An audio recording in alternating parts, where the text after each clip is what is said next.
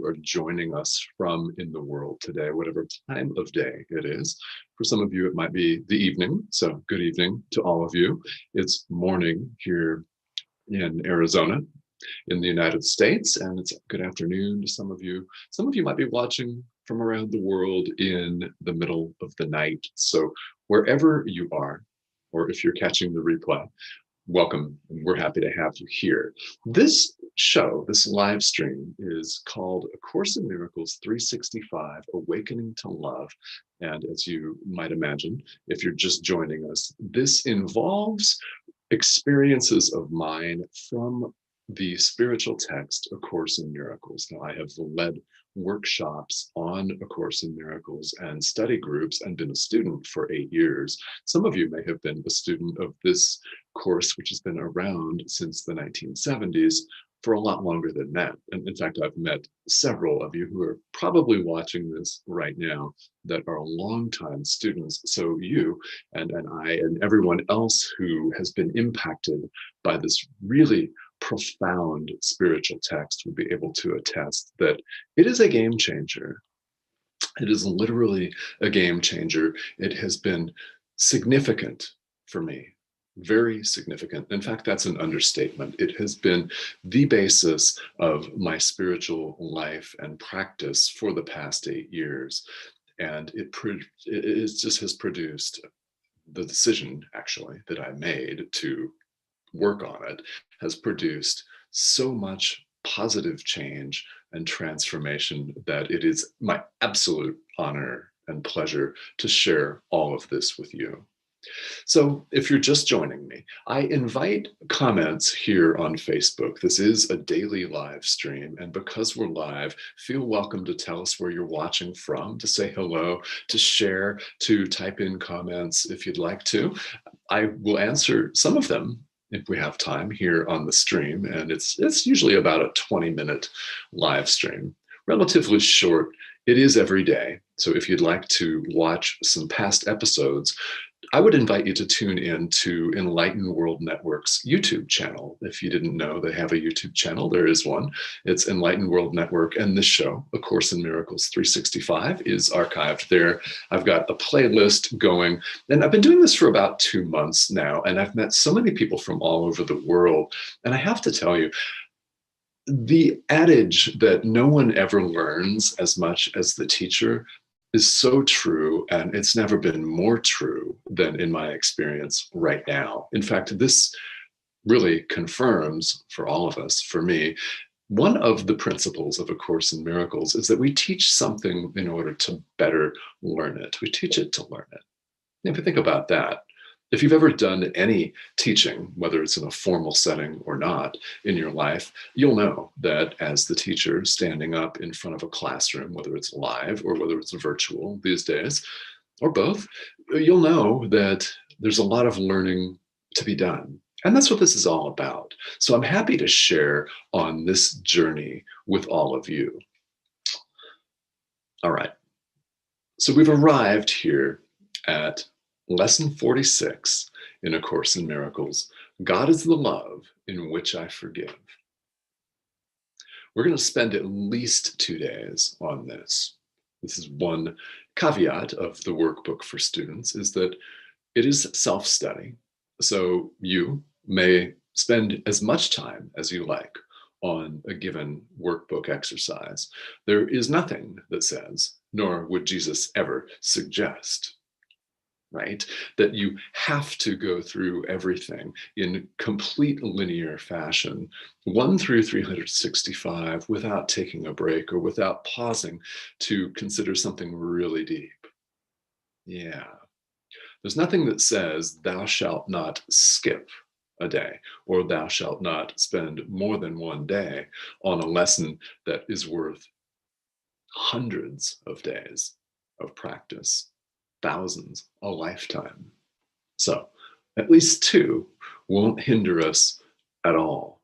It's very, very important because we're looking at perhaps the foundational principle of A Course in Miracles, and that is forgiveness. This is central to A Course in Miracles. It's central to this thought system. And therefore, because the Course presents universal spirituality, broad and universal in application, it applies to everything and everyone. It is universal, absolute truth, and it just applies to anyone, anywhere. And it's critical, and it's so misunderstood, isn't it, in the world? It's so misunderstood that it is certainly worth a closer examination. So that's what we're going to do today. So whatever your spiritual or religious background, tune in. Tune in today and tomorrow at the very least for this comprehensive, well, it's not as comprehensive as it could be, but it's pretty comprehensive examination of forgiveness. Now, this is, in fact, just to preview, a specific workshop that I will be teaching, and I'm working on that. I'll post details here and announce details here on the live stream. So that is coming. This will be topic number one, forgiveness, because it's so important, it's so central, and it's so misunderstood. So let's go into the text here and begin to have this conversation. So God is the love in which I forgive. All right. Sentence number one, God does not forgive because he has never condemned. Okay. God does not forgive because he has never condemned. Never, ever. It's not possible.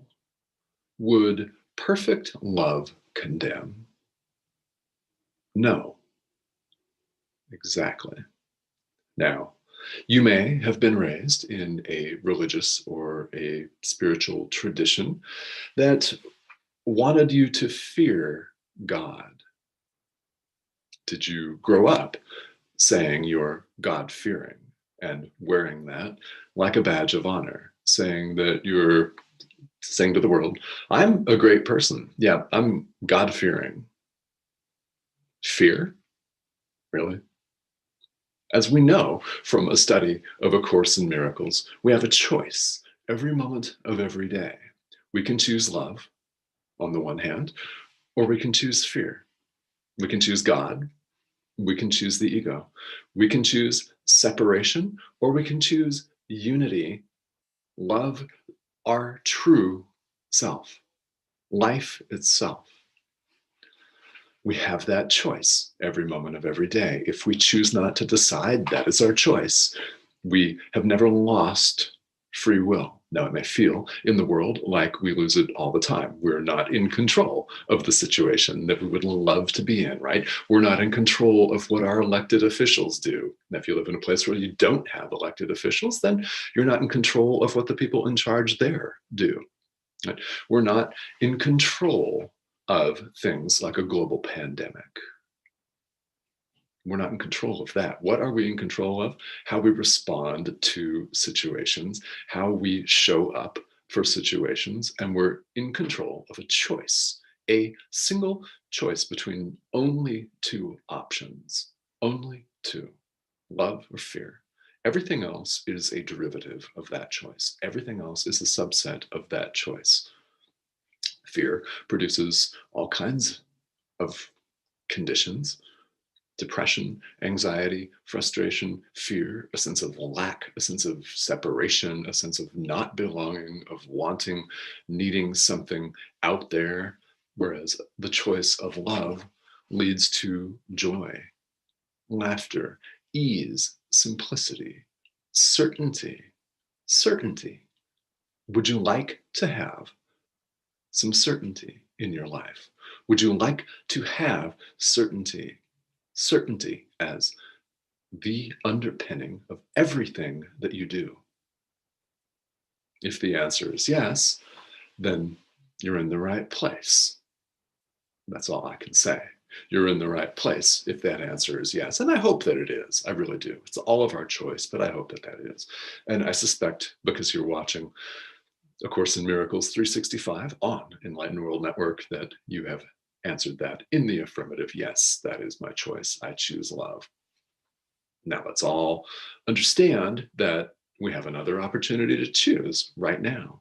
And it could be just as easy for us to slide right back into our habitual tendencies of fear, of guilt, of blame, anger, sadness, rage, poor me. Maybe you fall back into a victim personality. You feel disempowered, whatever that looks like for you.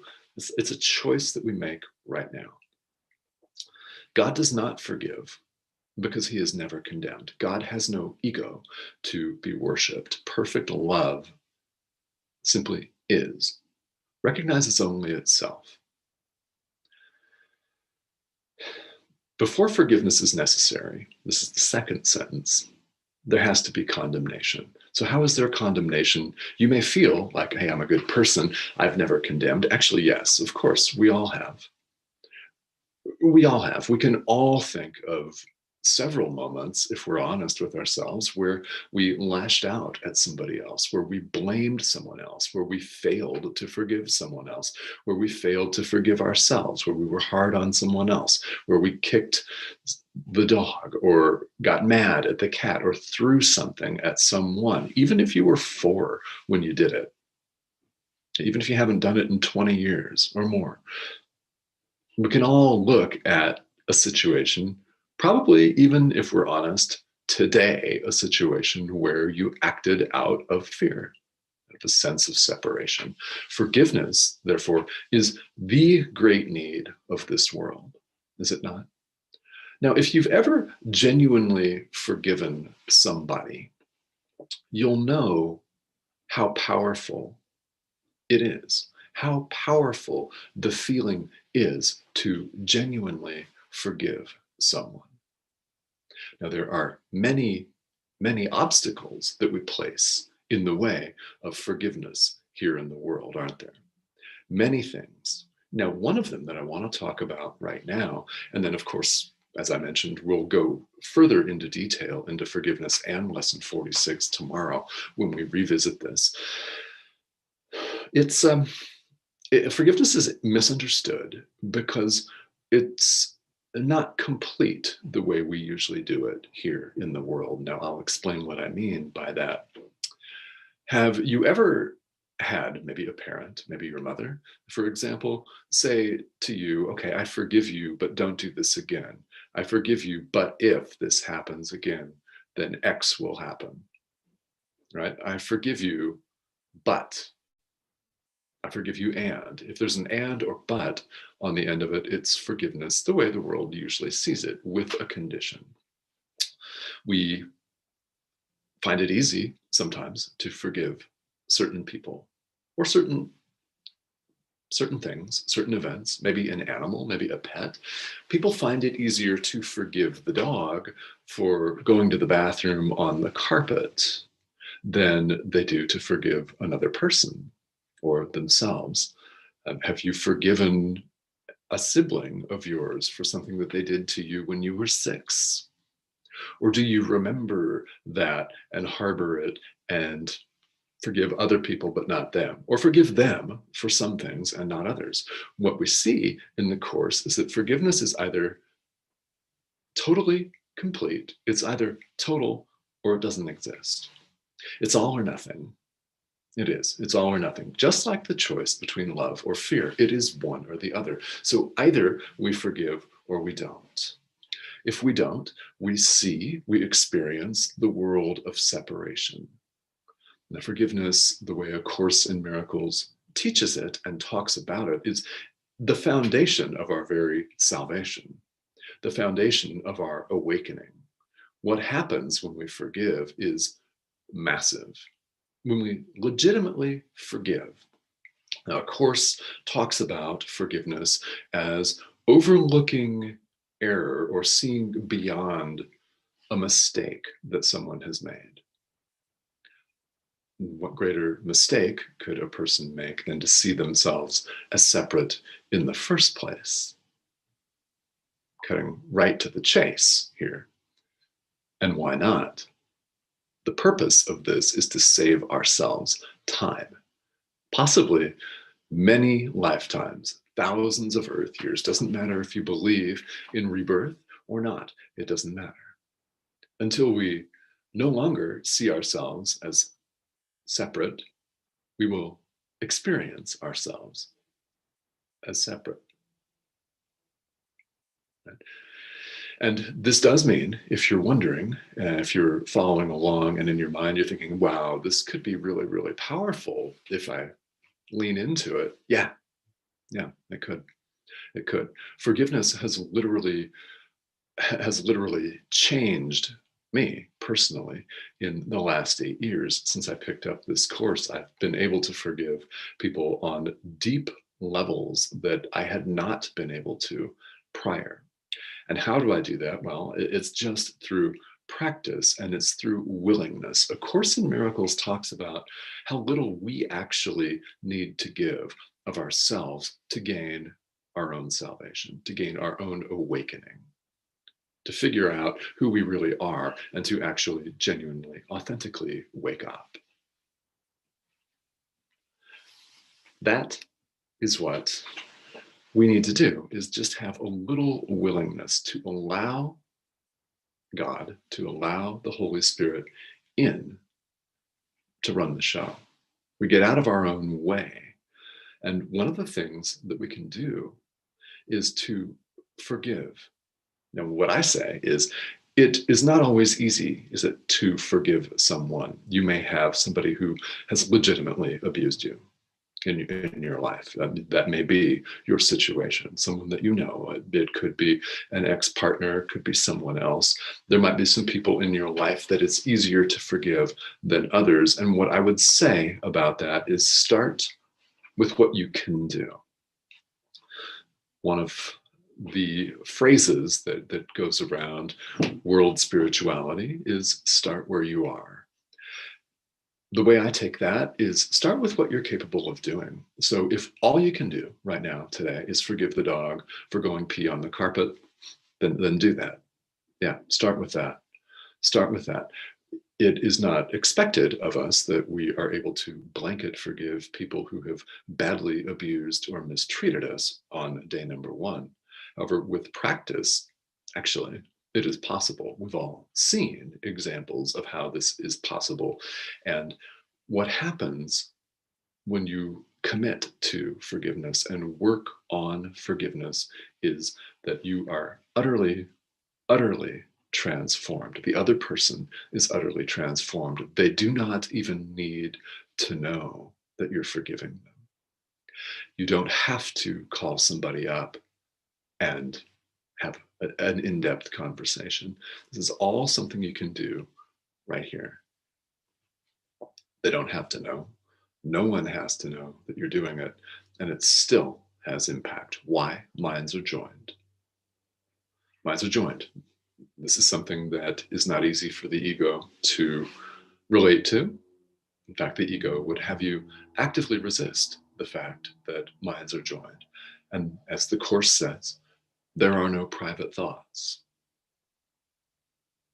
Ultimately, think about it. It's true. All minds are joined. There are no private thoughts. We're simply awakening to that.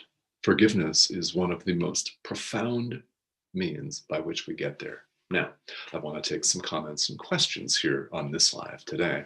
So as promised, tomorrow we will be diving right back into lesson 46 and forgiveness. And I want to spend some time on the next live stream talking about the way the Course recommends that we practice this, because this is something that needs some attention. How do we actually practice forgiveness for it to have an impact, for us to be able to feel the lightheartedness, the joy that comes from that, for others to be able to feel our lightheartedness and joy, and then recognize themselves in it? We're all mirrors for each other, so it's up to each of us to mirror love. This is, again, as I've mentioned, worth definitely a second look. So let's see who's tuning in here today. And again, we'll be covering this in some depth also tomorrow. Well, look, Enlightened World Network is live right now. Yeah, Robert, hello from Romania. Good evening to you. So if you're tuning in or catching the replay here, I just want to invite you to check out the YouTube channel for Enlightened World Network for all past episodes. They are archived every day. And again, this is a daily live stream. And Robert writes, yes, forgiving, release emotions such as anger, blame, shame, and destructive emotions. Yeah, we do. We really do. And how does it feel, right, to release shame, which can be crippling? Shame and anger and hurt and frustration. Yeah, I can tell you from my own experience, it feels wonderful. It feels wonderful to release our own pent up angst and anger, which we can sometimes harbor against someone or something for years and years.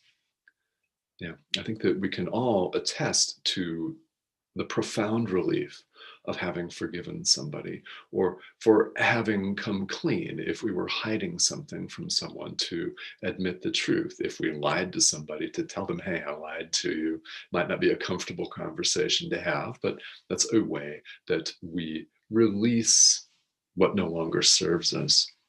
And anything that no longer serves us is going to come up for our release. That's part of what spiritual practice is for. All right. So again, as promised, we will revisit lesson 46 in the A Course in Miracles in the workbook tomorrow, and we'll talk about forgiveness from the standpoint of practice. In other words, how do we do it? But again, God is the love in which we all forgive, and God does not forgive because he's never condemned. We have condemned each other. We've condemned the world. We've condemned political parties. We've condemned people. We've condemned ourselves. So forgiveness is necessary here. And it's a very, very powerful gift that you can give yourself and everyone in the world. So I thank you very much for joining me. We'll see you again here tomorrow on A Course in Miracles 365, Awakening to Love.